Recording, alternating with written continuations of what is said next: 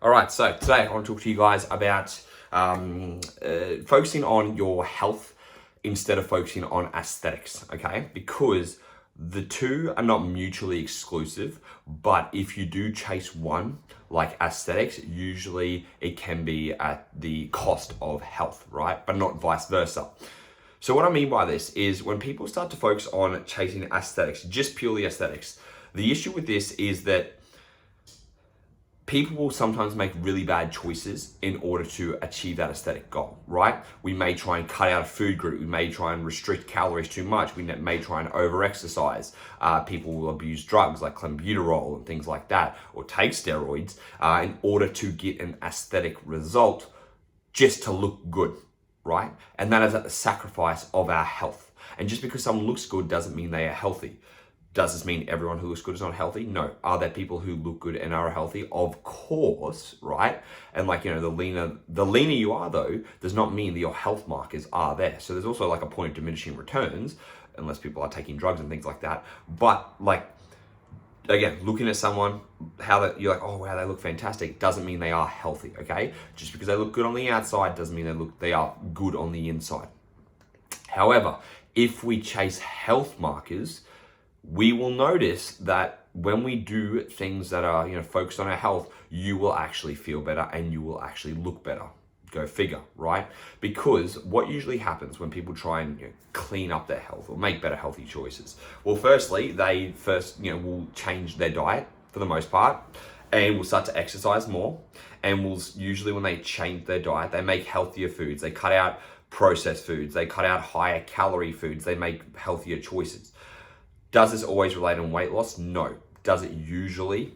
Yes. A few kilos will be lost because you're simply eating more foods that are filling. You're eating foods that are higher in fiber, that are higher in protein, that are lower in sodium, that are lower in calories overall, and usually that will mean a calorie decrease when the amount you're intaking. So the amount you eat will usually cause a calorie decrease. Then people will try and make healthier choices with improving their lifestyle with their exercise or walking more or running.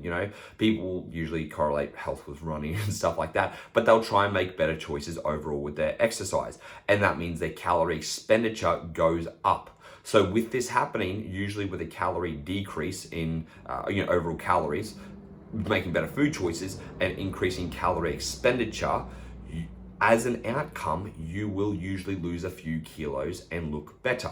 Now, are you going to look shredded on the beach? Most likely not, because that still requires more diligence and creating a calorie deficit overall. But in general, you're going to look and feel better. And that's not at the expense of your health, because you're making a health first. You're taking a health first approach. You are making better choices for your overall lifestyle instead of trying to chase the aesthetics to look good and compromising your health with, again, higher restriction in food, cutting out food groups, doing too much exercise, things like that. And so again, they're not mutually exclusive, but chasing one could potentially leave in health negative outcomes. Chasing the other is usually going to benefit the physique as well as their health. Like I always say, when clients come on board, most of them come for weight loss, we always focus on health markers. So for me, are they getting their fruits and veggies? Are they getting enough fiber? Are they getting their micronutrients in? Are they getting their protein in? And surprise, surprise, when people eat plenty of fiber, plenty of protein, plenty of fruit, plenty of veggies, they start to move more, they have a step target that's realistic, they get into the gym and create better habits.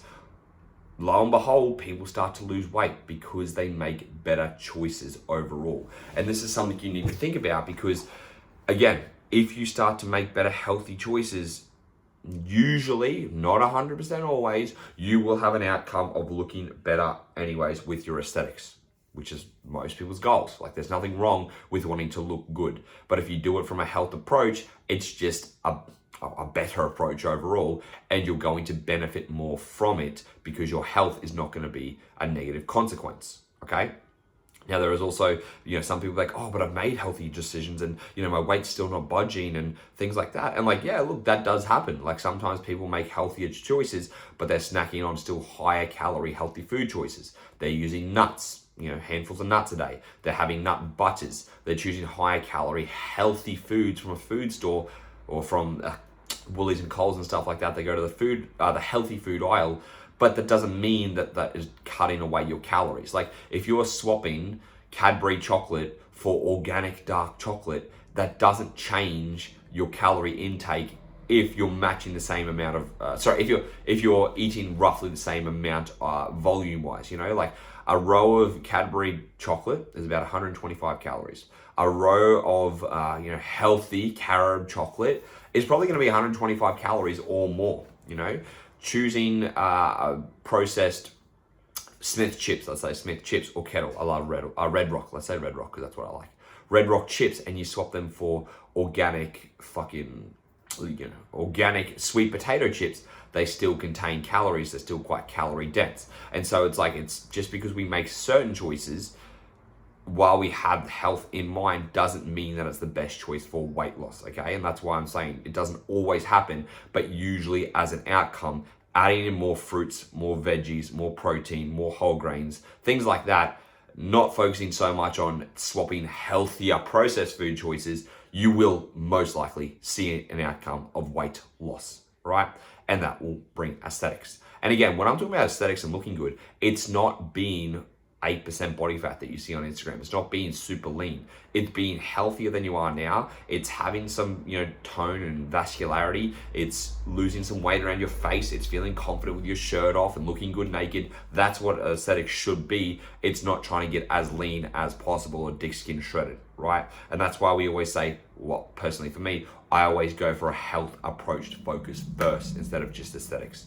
Now, in saying this, if those of you who are looking to get leaner for summer, right, following a health first approach, this is my last week that I will be taking on online coaching clients who are looking to diet. If you don't want to diet, you can join later on this year. But if you're someone who's looking to diet, looking to get leaner, wanting to feel good on the beach, wanting to focus on their health while achieving good aesthetic results, then you can look at my online coaching, right? So if you are interested, you can send me a message on Instagram at tysonthetrainerr with 2 R's. Let me know this week, because like I said, after next week, no more dieting clients for 2022, just because the closer we are to Christmas, the less I'm gonna be dieting people. And again, I'm not a miracle maker. I'm not gonna sacrifice someone's health because they wanna lose weight faster. This is why now is a good time, if you were looking to do it. After this week, don't come to me for dieting until 2023. Cool? So send me a message at tysonthetrainerr with 2 R's. And until next time, I'll speak to you guys then.